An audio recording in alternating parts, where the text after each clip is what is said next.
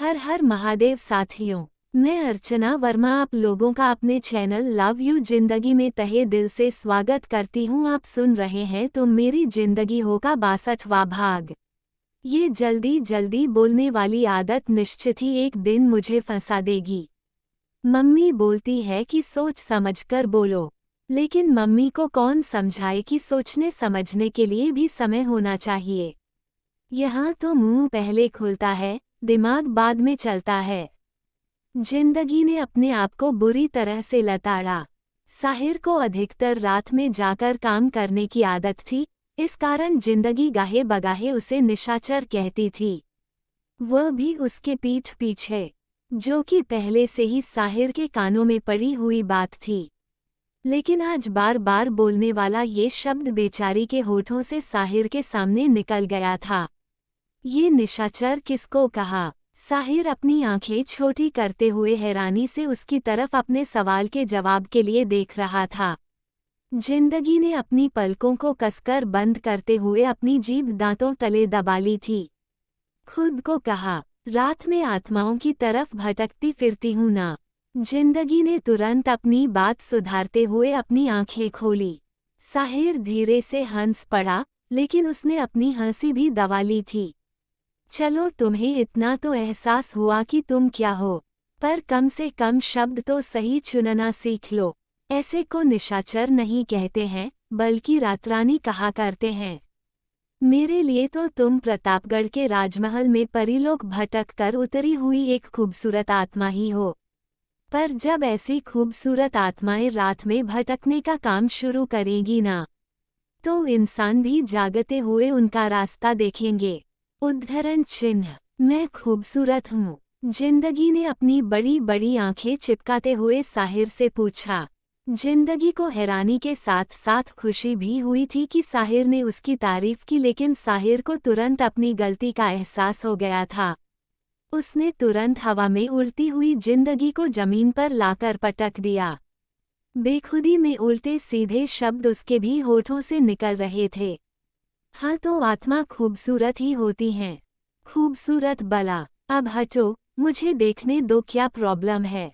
साहिर ने तुरंत अपना गंभीर लिबास अपना लिया था, जिसका मतलब था कि अब आगे कुछ बोलने की जरूरत नहीं।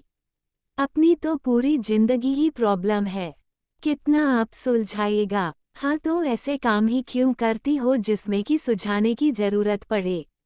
कल ही कहा था कि इतने सारे कंठी माला उतार दो, एक चैन पहनकर चलना, लेकिन तुम्हें तो सोने की चलती फिरती दुकान बंद कर चलना है। अपने दोनों हाथों को जिंदगी के गले से पीछे की ओर लगाए हुए साहिर ने कहा। साहिर बिल्कुल जिंदगी के नजदीक था, उसकी सांसों के उतार चढ़ाव को भी जिंदगी महसूस कर पा रही थी। जिंदगी के दिल की धड़कन तेज हो रही थी, लेकिन साथ में सामने लगी दीवार घड़ी देखकर रोना भी आ रहा था। भाई, अर्जुन दरवाजे पर खड़ा था। हाँ, चल आजा, साहिर ने भी बेध्यान में कह दिया। उसका दिमाग जिंदगी की चैन को सुझाने में लगा हुआ था, जबकि अर्जुन साहिर और जिंदगी को इतने नजदीक देखकर अपने कदम पीछे लेने वाला था। नहीं, मैं बाद में आता हूँ। बाद में क्यों आता है? जल्दी से आजा, मुझे तुझसे जरूरी काम है। जिंदगी के गले के पीछे हाथ फंसाए हुए ही साहिर आराम से बोला। उसे बिल्कुल भी ध्यान नहीं था कि जिंदगी के इतने नजदीक में वो बेड पर बैठा हुआ है। दोनों एक ही बेड पर हैं और इसको लेकर अर्जुन क्या सोच रहा है। पर दरवाजा खुला था, लेकिन अर्जुन बिना कुछ बोले हुए ही दरवाजे से किनारे हो गया था। बस 1 मिनट टाइम दे, तब तक मैं इस उलझी हुई लड़की को सुलझा देता हूँ। लो, हो गया, साहिर ने जिंदगी से कहा। अर्जुन कहाँ चला गया? अपना काम खत्म करने के बाद साहिर ने जिंदगी से पूछा, जो कि गुस्सा हुई आंखों से उसकी तरफ देख रही थी। अब तुमको क्या हुआ? अब ये गुनाह भी मेरे खाते में मत लिख देना कि मेरी वजह से तुम्हें देर हुआ है। तुम खुद अपने घोड़े हाथी जंगल के सारे जानवर बेचकर सो रही थी। वह तो शुक्र मनाओ कि मैंने समय रहते तुम्हें जगा दिया और तुम्हारी मदद भी कर दी।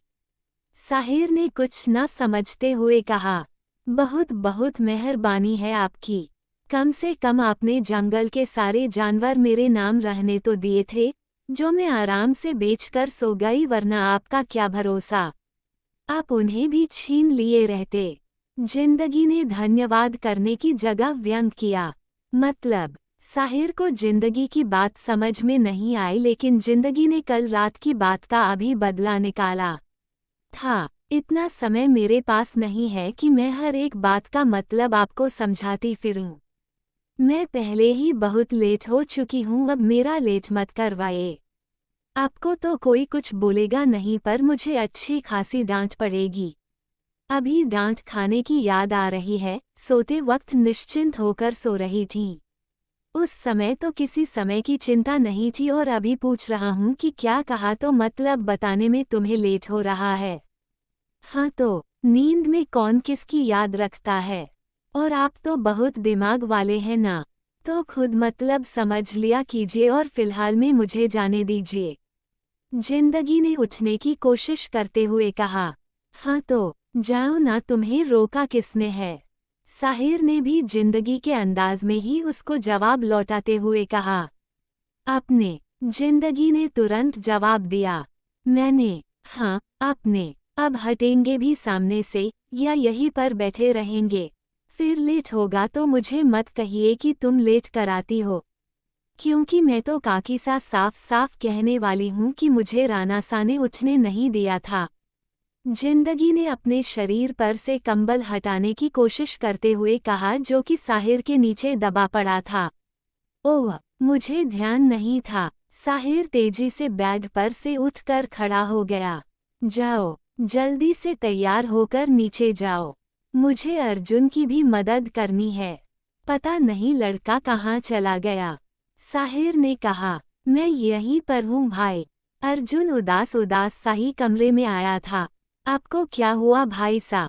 साहिर अभी कुछ बोलता या पूछता उसके पहले ही जिंदगी ने अर्जुन को देख लिया था, और उसके हाथों में बंधे हुए प्लास्टर ने जिंदगी की आंखें ना सिर्फ हैरत से बड़ी कर दी थी, बल्कि उन्हें पानी भी भर दिया था। आगे के लिए बने रहे अगले भाग तक। तब तक के लिए वीडियो को लाइक और चैनल को सब्सक्राइब करना मत भूलिएगा। खुश रहिए, स्वस्थ रहिए, मस्त रहिए, और यही यूट्यूब पर मिलते रहिए। मिलते हैं अगले भाग के साथ। हर हर महादेव।